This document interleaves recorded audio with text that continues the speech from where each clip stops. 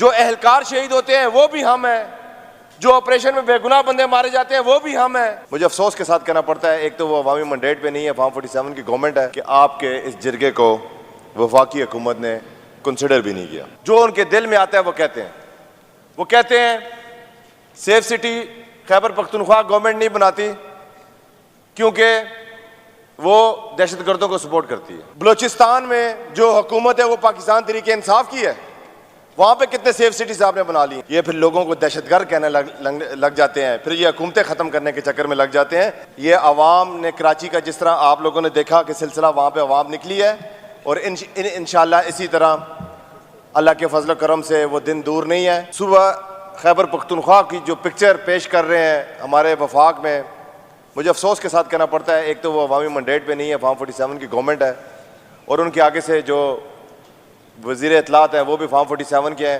کیونکہ ان لوگوں کو اس چیز سے کوئی فرق نہیں پڑتا کہ عوام اور جمہور کیا کہتی ہے، اس سے نہیں فرق پڑتا کہ عوام کے حقوق کیا کہتے ہیں۔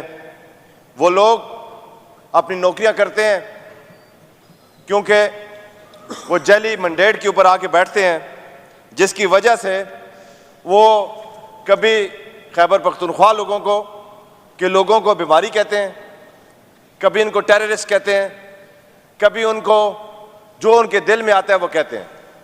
وہ کہتے ہیں safe city Khyber Pakhtunkhwa government نہیں بناتی کیونکہ وہ دہشت گردوں کو سپورٹ کرتی ہے۔ کتنا بڑا الزام ہے اس خیبر پختونخوا کی تمام جماعتوں کے اوپر۔ جو لوگ قربانیاں دیتے ہیں، جو لوگ دہشت گردی کا شکار ہوتے ہیں، انہی کو دہشت گرد کہہ دیتے ہیں۔ آپ لوگ جا کے قطر میں مذاکرات کریں تو وہ جائز ہے، ہم کہیں مذاکرات کی بات کریں تو ہم دہشت گرد ہیں۔ آپ لوگ ہمارے 2250 ارب سے زائد کی رقم آپ لوگ ہمیں نہ دیں اور ہمیں کہیں کہ آپ لوگ سیف سٹی نہیں بنا سکتے۔ بھائی ہمارا تو انفراسٹرکچر سارا ڈیمیج ہوا ہے، ہمارے تو آپ نے جو پہلے آپریشنز کیے ہیں، جو پہلے کمٹمنٹس کیے ہیں، ان میں سے کوئی کمٹمنٹ آپ لوگوں نے پوری نہیں کی۔ وہ ابھی تک آپ لوگوں کے لوگ ان کو دیکھ رہے ہیں۔ کل ہم نے خیبر پختونخوا کے حوالے سے پی ٹی آئی کا بڑا کلیئر سٹانس ہے کہ جو ملک اور عوام کے ساتھ قتل عام کرتے ہیں، دہشت گردی کرتے ہیں، وہ پاکستان کے اور ہمارے دشمن ہیں۔ دہشت گردوں کا نہ کوئی مذہب ہوتا ہے، نہ ان کی کوئی جماعت ہوتی ہے۔ یہ پاکستان تحریک انصاف کا کلیئر مینڈیٹ ہے، کلیئر انہوں نے کیا ہوا ہے کہ ان کے ساتھ ہمارا کوئی تعلق نہیں ہے۔ ہم اس چیز کو کنڈیم کرتے ہیں۔ کل ٹانک میں ہمارے پولیس کے اہلکار شہید ہوئے، ہمیں اب بے حد افسوس ہوا ہے۔ ہم یہی تو کہتے ہیں، جو اہلکار شہید ہوتے ہیں وہ بھی ہم ہیں، جو آپریشن میں بے گناہ بندے مارے جاتے ہیں وہ بھی ہم ہیں۔ ہم ہی شکار ہیں اور ہماری بات آپ لوگ نہیں سنتے۔ اس کے ساتھ آپ لوگوں نے جو فارم 47 کا آج آپ لوگوں کو پتہ چل رہا ہوگا کہ اس کا کیا نقصان ہوتا ہے۔ جب حکومت عوام کی مرضی کی نہیں ہوتی نا، تو اسی وجہ سے اسلام آباد میں بھی یہ بلٹ پروف گاڑیوں میں پھرتے ہیں۔ ہمارے پاس، ہم اس عوام کے لیے بلٹ پروف گاڑیاں کہاں سے لائیں؟ ہم وسائل ان کو کہاں سے دیں؟ اس ملک کو کیا آپ پاکستان کو سیکورٹی رسک بنانا چاہتے ہیں؟ آپ لوگ کہتے ہیں یہاں پہ حملے ہوتے ہیں، کیا اسلام آباد میں حملے نہیں ہو رہے؟ کیا وہاں پہ G11 کی کچہری میں حملہ نہیں ہوا؟ کیا بلوچستان میں جو حکومت ہے وہ پاکستان تحریک انصاف کی ہے؟ وہاں پہ کتنے سیف سٹیز آپ نے بنا لی ہیں؟ آپ نے کتنے وسائل کا وہاں پہ چیک کیا ہے؟ جناب اسپیکر، اسی طرح کی بہت ساری باتیں ہیں۔ میں اس کے ساتھ ہی ان لوگوں کو سب سے بڑا دکھ یہ ہے کہ میں سب سے پہلے تو وزیر اعلیٰ صاحب کو اور سب کو، پاکستان تحریک انصاف والوں کو ساروں کو مبارکباد دیتا ہوں، جس طرح انہوں نے کراچی میں اپنا اسٹریٹ موومنٹ چلا رہے ہیں، جس طرح عوام جوک در جوک ان کے ساتھ چل رہے ہیں، لاہور پنجاب میں جس طرح چل رہے ہیں، ان کو خوف پیدا ہو چکا ہے۔ ان کو اور جب کوئی بات سمجھ نہیں آتی، یہ پھر ڈرانے پہ لگ جاتے ہیں، یہ پھر لوگوں کو دہشت گرد کہنے لگ جاتے ہیں، پھر یہ حکومتیں ختم کرنے کے چکر میں لگ جاتے ہیں۔ لیکن یہ لوگ بھول چکے ہیں کہ جب عوام نکلتی ہے، جب جمہور نکلتا ہے، وہ کہتے ہیں نا اسپیکر صاحب، خلق زبان کو نکارہ خدا سمجھو. یہ عوام زبان خلق کو، جی زبان خلق کو، زبان خلق کو نکارہ خدا سمجھو. یہ عوام کی منڈیٹ کو سمجھیں، یہ سمجھیں کہ یہ عوام اب اور ان چلاکیوں میں نہیں آئے گی، اب اور کسی دھوکے میں نہیں آئے گی.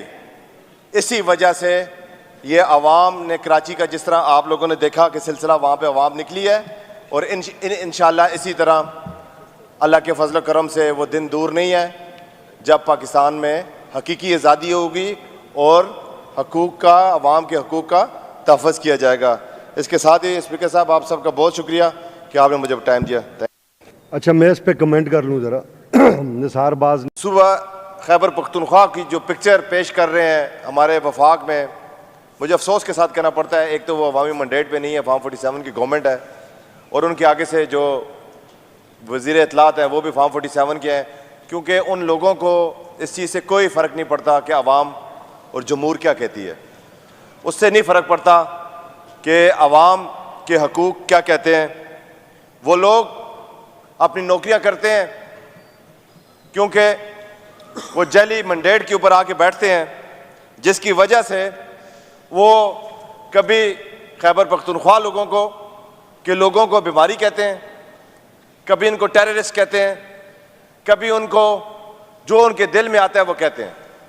وہ کہتے ہیں safe city Khyber Pakhtunkhwa government نہیں بناتی کیونکہ وہ دہشت گردوں کو سپورٹ کرتی ہے. کتنا بڑا الزام ہے اس خیبر پختونخوا کی تمام جماعتوں کے اوپر.